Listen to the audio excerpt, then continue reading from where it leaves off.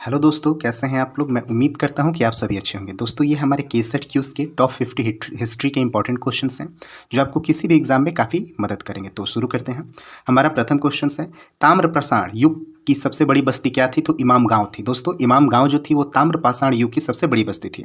अगला प्रश्न हो जाएगा, आग में पकी हुई मिट्टी क्या कहलाती थी? तो टेरोकोटा। जो टेरोकोटा थी वो आग में पकी हुई मिट्टी कहलाती थी। अगला प्रश्न हो जाएगा, सबसे प्राचीन वेद कौन सा है? तो ऋग्वेद। दोस्तों, ऋग्वेद जो है सबसे प्राचीन वेद और सबसे बाद का वेद अथर्ववेद है। अगला प्रश्न हो जाएगा, वनस्पति का देवता किसे कहते हैं? तो देवता सोम को। दोस्तों, देवता सोम को वनस्पति का देवता बोला जाता है। अगला प्रश्न हो जाएगा, ऋग्वेद में सबसे पवित्र नदी किसे माना जाता है? तो सरस्वती नदी को। दोस्तों, सरस्वती नदी को ऋग्वेद में सबसे पवित्र नदी माना जाता है। अगला प्रश्न हो जाएगा प्रश्न संख्या 6, गौतम बुद्ध को किस उम्र में ज्ञान की प्राप्ति हुई थी? तो 35 वर्ष की अवस्था में, अर्थात 35 वर्ष की उम्र में गौतम बुद्ध को ज्ञान की प्राप्ति हुई थी। अगला प्रश्न हो जाएगा, विश्व दुखों से भरा है बुद्ध ने मतलब कहां से मतलब लिया था? तो उपनिषद से। दोस्तों, उपनिषद से विश्व दुखों से भरा है बुद्ध ने लिया था। अगला प्रश्न हो जाएगा, बौद्ध धर्म का परम लक्ष्य क्या है? तो निर्वाण। जो निर्वाण होता है यह बौद्ध धर्म का परम लक्ष्य होता है। अगला प्रश्न हो जाएगा, मौर्य वंश का अंतिम शासक कौन था? तो बृहदत्त। बृहदत्त जो था वो मौर्य वंश का अंतिम शासक था। अगला प्रश्न हो जाएगा, शकों का सबसे प्रतापी शासक कौन था? तो रुद्रदामन प्रथम। रुद्रदामन प्रथम जो था वो शकों का सबसे प्रतापी शासक था। अगला प्रश्न हो जाएगा प्रश्न संख्या 11, भारत में शक राजा अपने आप को क्या कहलाते थे? तो क्षत्रिय। क्षत्रिय जो थे वो शक राजा अपने आप को भारत में वर्ष में कहलवाते थे। दोस्तों, हमारा अगला प्रश्न है प्रश्न संख्या 12, चरक संहिता की रचना किसने की थी? तो चरक ऋषि ने। चरक ऋषि ने चरक संहिता की रचना की थी और ये आयुर्वेद की सबसे बड़ी पुस्तकों में से एक है। अगला प्रश्न हो जाएगा प्रश्न संख्या 13, भरहुत स्तूप का निर्माण किसने कराया था? तो पुष्यमित्र शंगु ने। पुष्यमित्र शंगु ने भरहुत स्तूप का निर्माण कराया था। अगला प्रश्न हो जाएगा, माध्यमिक सूत्र किसकी पुस्तक है? तो नागार्जुन की। दोस्तों, नागार्जुन की जो पुस्तिका है उसका नाम है माध्यमिक सूत्र। अगला प्रश्न हो जाएगा, एलोरा के प्रसिद्ध कैलाश मंदिर का निर्माण किसने कराया था? तो कृष्ण प्रथम ने। कृष्ण प्रथम ने एलोरा के प्रसिद्ध कैलाश मंदिर का निर्माण कराया था। अगला प्रश्न हो जाएगा, चोल काल में सड़कों का देखभाल मतलब कौन सी समिति करती थी? तो बगान समिति। दोस्तों, बगान समिति जो थी वो चोल काल में सड़कों की देखभाल करने वाली समिति थी। अगला प्रश्न हो जाएगा, सेन वंश की राजधानी कहाँ पर है? तो नदिया थी। जो नदिया थी वो सेन वंश की राजधानी थी। अगला प्रश्न हो जाएगा, मुहम्मद गजवनी ने भारत पर कितने बार आक्रमण किया था? तो दोस्तों 17 बार। दोस्तों 17 बार मोहम्मद गजवनी ने भारत पर आक्रमण किया था तथा बाबर ने भारत पर 5 बार आक्रमण किया था। अगला प्रश्न हो जाएगा, फिरोज तुगलक ने कितने नहरों का निर्माण कराया था? तो 5 नहरों का। फिरोज तुगलक ने पूरे 5 नहरों का निर्माण कराया था।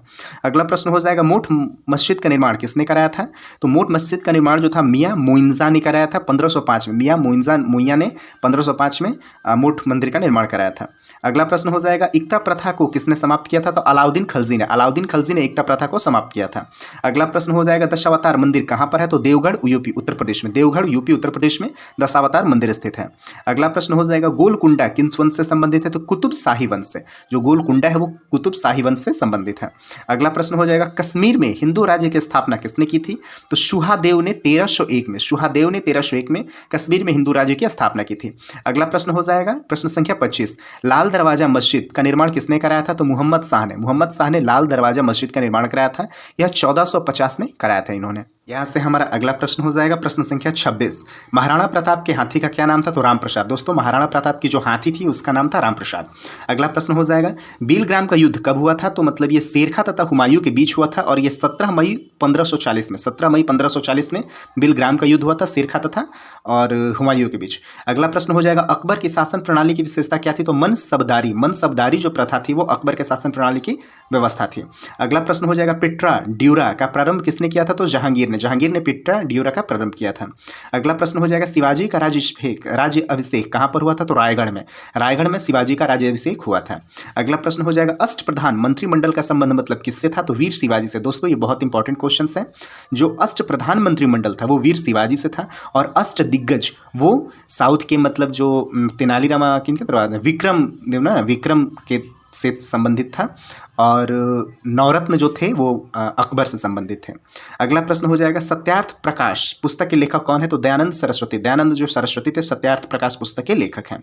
अगला प्रश्न हो जाएगा, कूका आंदोलन को मतलब किसने संगठित किया था? तो गुरु राम सिंह ने। गुरु राम सिंह ने कूका आंदोलन को संगठित किया था। अगला प्रश्न हो जाएगा प्रश्न संख्या 34, वह गवर्नर जिसने शिशु बलि प्रथा पर रोक लगाया था? तो लॉर्ड विलियम बेंटिंग। दोस्तों, लॉर्ड विलियम बेंटिंग जो थे उन्होंने वह गवर्नर थे जिन्होंने शिशु बलि प्रथा पर रोक लगाया था। अगला प्रश्न हो जाएगा प्रश्न संख्या 35, पॉलीगरो के विद्रोह से प्रभावित क्षेत्र कौन सा था? तो तमिलनाडु। जो तमिलनाडु था दोस्तों वो पॉलीगरो के विद्रोह से प्रभावित क्षेत्र था। अगला प्रश्न हो जाएगा, सैंडलर आयोग का गठन कब किया गया था? तो तो यह 1917 में, यह शिक्षा संबंधी मतलब गठन है और इसका गठन सैंडलर आयोग का 1917 में किया गया था। हमारा अगला प्रश्न है प्रश्न संख्या 37। कर नहीं आंदोलन किसने चलाया था? तो महात्मा गांधी ने 1918 में। दोस्तों महात्मा गांधी ने 1918 में कर नहीं आंदोलन चलाया था।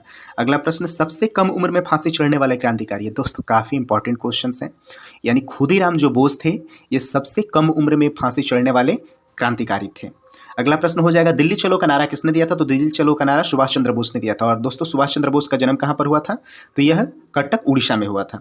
अगला प्रश्न हो जाएगा, सर्वप्रथम इंग्लैंड को बनियों का देश किसने कहा था? तो नेपोलियन ने। नेपोलियन ने सर्वप्रथम इंग्लैंड को बनियों का देश कहा था। अगला प्रश्न हो जाएगा, लाल सेना का संगठन किसने किया था? तो ट्राटस्की ने लाल सेना का संगठन किया था। अगला प्रश्न हो जाएगा, वार्नाकुलर प्रेस एक्ट का संबंध किस वायसराय से है? तो लॉर्ड लीटन से वार्नाकुलर प्रेस एक्ट का संबंध है।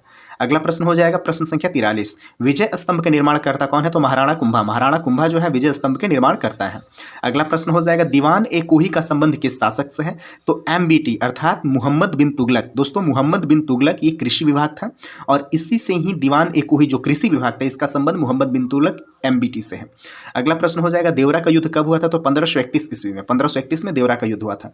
अगला प्रश्न हो जाएगा, पानीपत का सेकंड युद्ध कब हुआ था? तो 5 नवंबर 1556 में। 5 नवंबर 1556 में पानीपत का दूसरा युद्ध हुआ था।